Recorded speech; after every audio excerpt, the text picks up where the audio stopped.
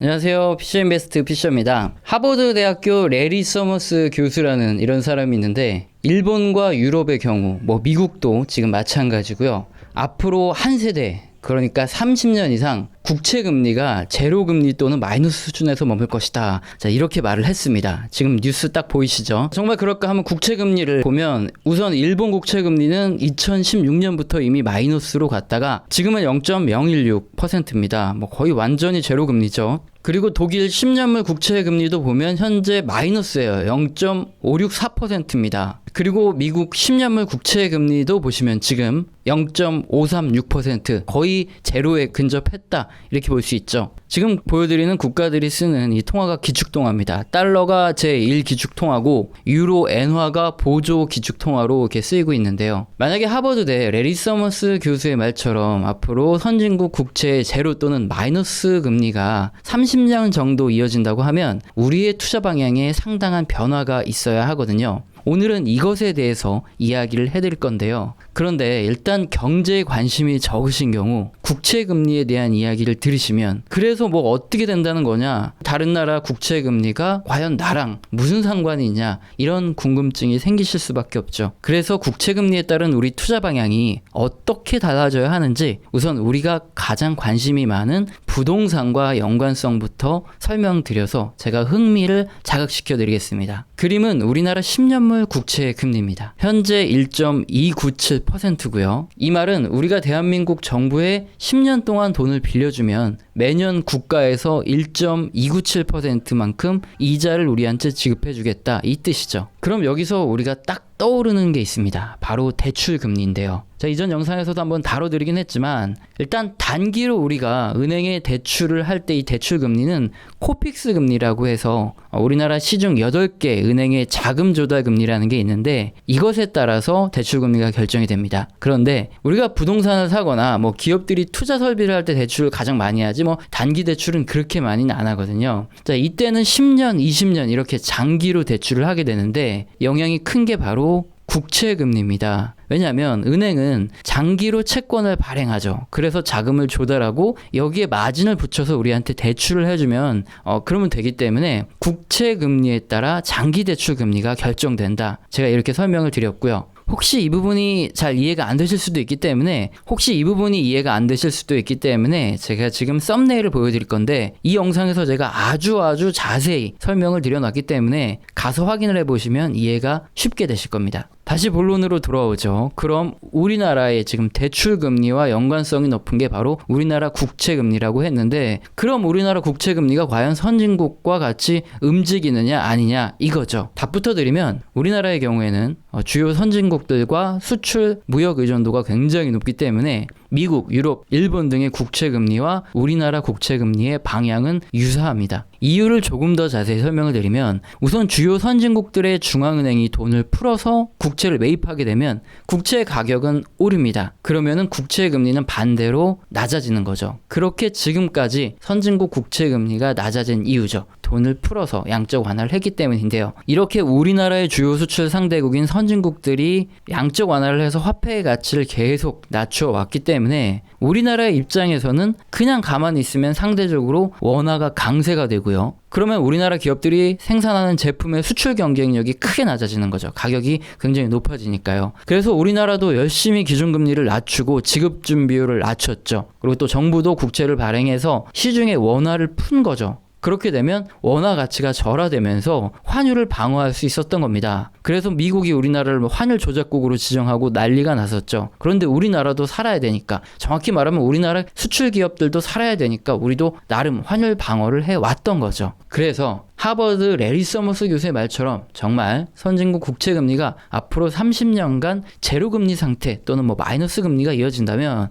우리나라 장기 국채 금리도 마찬가지로 제로 금리로 갈 수 있고요. 그렇다면 우리나라 서울 부동산 가격이 장기로 우상향할 가능성이 높아지는 거죠. 왜냐하면 부동산 투자에서 가장 중요한 두 가지가 대출 금리와 공급이죠. 그런데 아시는 대로 3기 신도시 공급을 감안하더라도 그린벨트도 해제할 수 없고요. 그리고 짜투리 땅에 공급을 해봐야 그렇게 물량이 크지 않기 때문에 지금 서울과 경기도 지역에 공급되는 이 공급 정도로는 부동산 가격에 영향을 미치기 어렵다. 이게 전문가들의 의견이죠. 자, 그렇다면 두 번째 요인이 바로 금리가 되겠는데, 대출 금리죠, 정확히 말하면. 과거 1990년대 일본처럼 이렇게 기준금리가 급등하고 대출 금리가 급등한다, 그러면 부동산이 폭락을 할 수 있어요. 그런데 앞서 살펴본 대로 우리나라 국채 금리는 장기간 저금리 이런 가정이라면 당연히 서울 부동산 가격은 더 올라가거나 최소한 하락할 가능성은 더 낮아지는 이런 상태가 펼쳐진다, 이렇게 볼 수 있는 거죠. 그런데 한 가지, 선진국 국채와 다르게 우리나라 국채만 급등하는 경우도 있습니다. 이건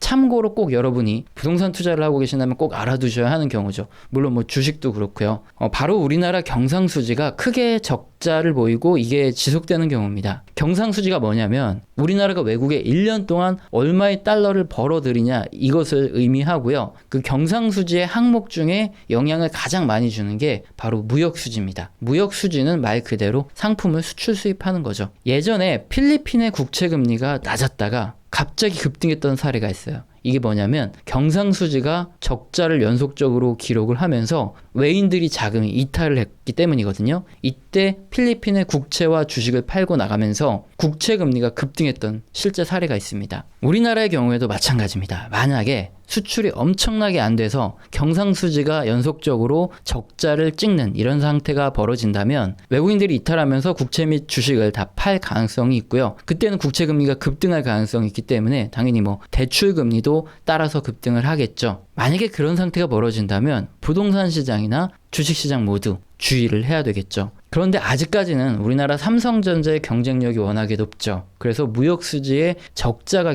대규모로 발생할 가능성은 충분히 낮고요. 그렇게 되면 역시나 경상수지도 이렇게 연속적으로 장기간 크게 하락할 가능성이 낮습니다. 굉장히 다행스러운 거죠. 제가 무슨 삼성전자의 광고를 한번 받거나 뭐 PPL이라도 받은 적이 없습니다. 그런데 지금 팩트를 그냥 말씀드리는 거예요. 뭐 삼성에 빨아서 그런 게 아니고요. 반도체랑 스마트폰 수출해 주면서 우리나라 경상수지 흑자에 지대한 공헌을 한 게 사실이거든요. 자, 이 부분 뭐 굉장히 감사하게 생각을 해야 되는 부분은 맞으니까 제가 그냥 이렇게 말씀을 드리는 거고, 뭐 혹시 삼성전자 관계자분께서 제 영상을 보고 계시면 뭐 PPL 광고라도 하나 넣어주시면 굉장히 뭐 감사하겠죠. 여기까지 설명을 들으시면 우리나라 국채금리는 아니지만 주요 선진국들의 국채금리를 왜 우리가 관심을 두고 알아야 되는가, 이 부분에 대해서 명확하게 이해가 되셨죠? 그럼 이제 우리가 생각해야 될 건 정말 하버드 레리 서머스 교수 말처럼 국채금리가 장기간 제로금리가 될까, 이 여부입니다.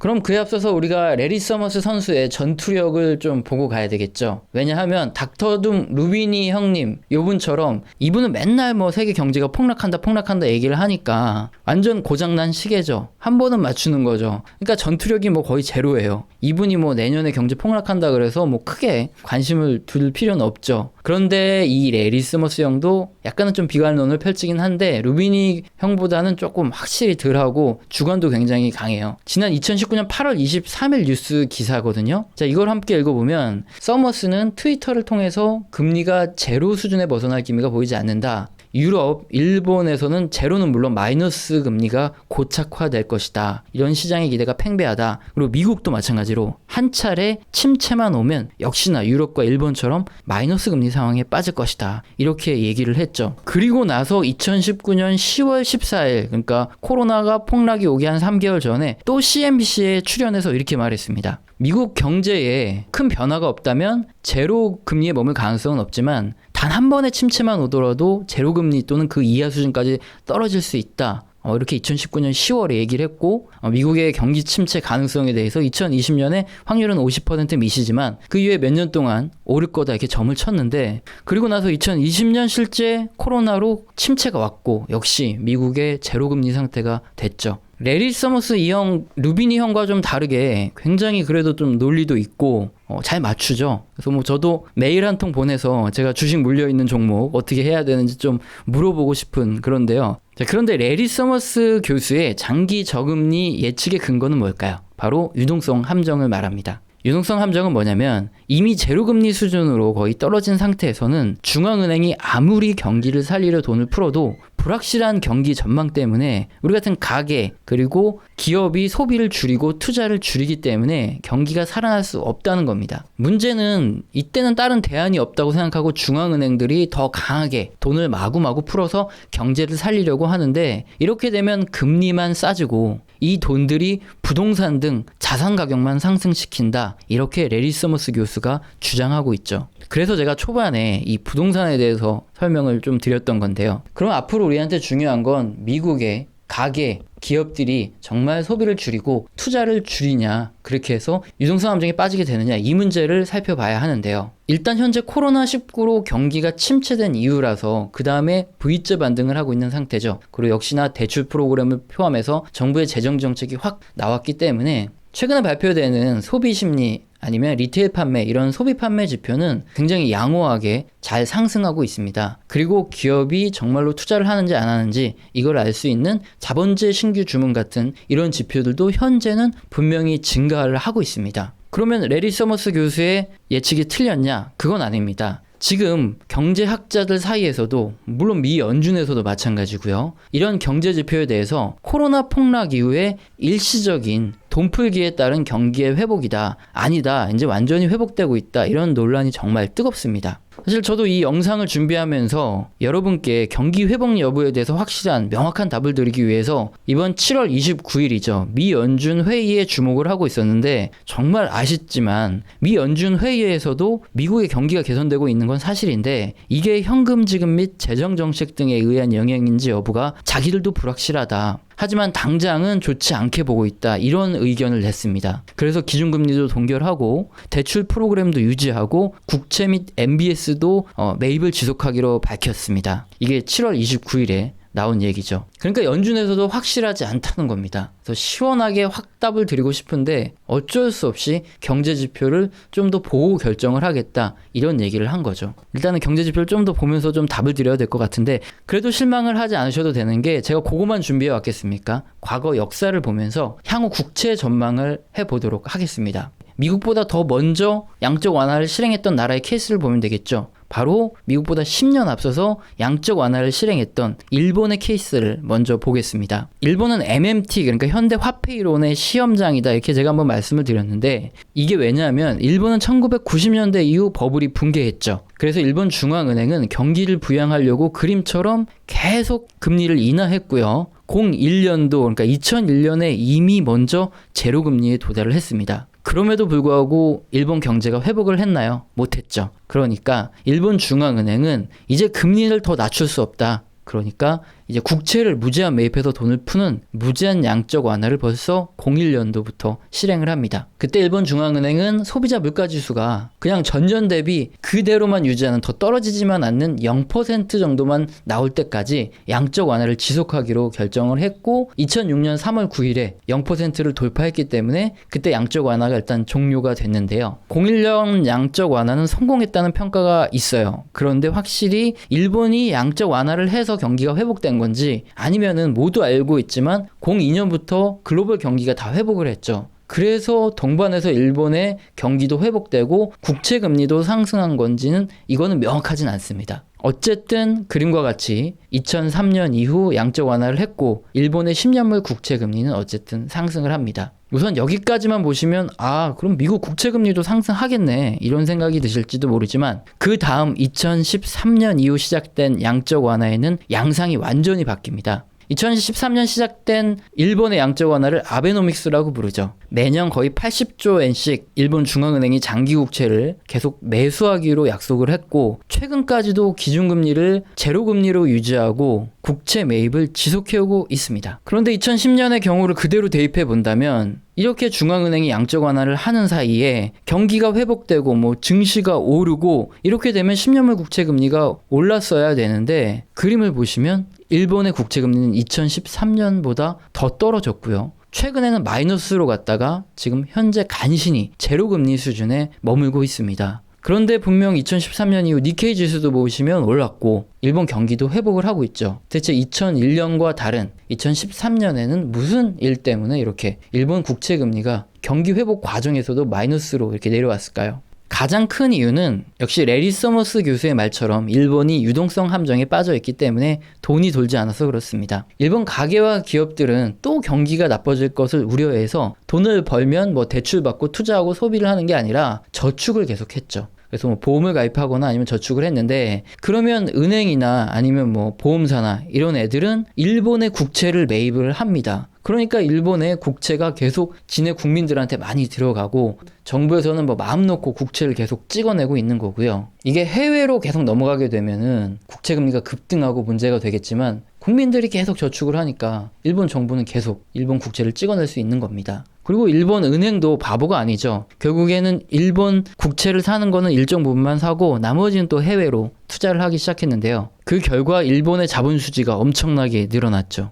자본 수지는 해외에서 투자해서 1년 동안 벌어들이는 수익을 말합니다. 그래서 일본과 같은 경우에 자본 수출로 벌어들이는 돈이 한 해 229조다. 엄청나다 뭐 이 얘기를 하고 있죠. 그런데 이것도 뭐 돈 풀어서 나갔는지 출처는 분명하지 않으니까 어쨌든 좀 짜증은 나는데 이 문제는 예전에도 한번 다뤄드렸고 나중에도 한번 더 다뤄드리고요. 또한 일본 중앙은행처럼 양적 완화로 경제가 살아나는 것을 한번 맛봤기 때문에 경제가 어려워질 때마다 중앙은행은 돈을 풀어내는 정책밖에 다른 대안이 없죠. 그래서 어쩔 수 없이 돈을 풀어내고요. 그래서 악순환은 계속되는 거죠. 그래서 결론적으로 앞으로 미국이나 유럽의 경우 일본처럼 가계와 기업이 소비와 투자를 극도로 줄이는 상황이 펼쳐지면 국채 금리는 장기간 제로 또는 마이너스로 갈 가능성이 있고요. 만약에 그렇게 된다면 우리나라 서울의 부동산 투자의 관점에서는 디플레이션이 오는 게 더 유리할 수 있겠죠. 반대로 정상적인 인플레이션이 발생하고 전반적인 경제가 살아나야 한다는 측면에서는 오히려 미국과 유럽의 경우에 소비가 살아나고 투자가 살아나고 하는 것들이 오히려 주식시장에는 더 유리할 수 있겠죠. 결론적으로 앞서서 살펴본 대로 코로나 침체 이후에 미국의 소비 지표, 그리고 기업의 투자 지표, 그리고 대출 증가 지표 이것들을 계속 증가하는지 여부에 따라서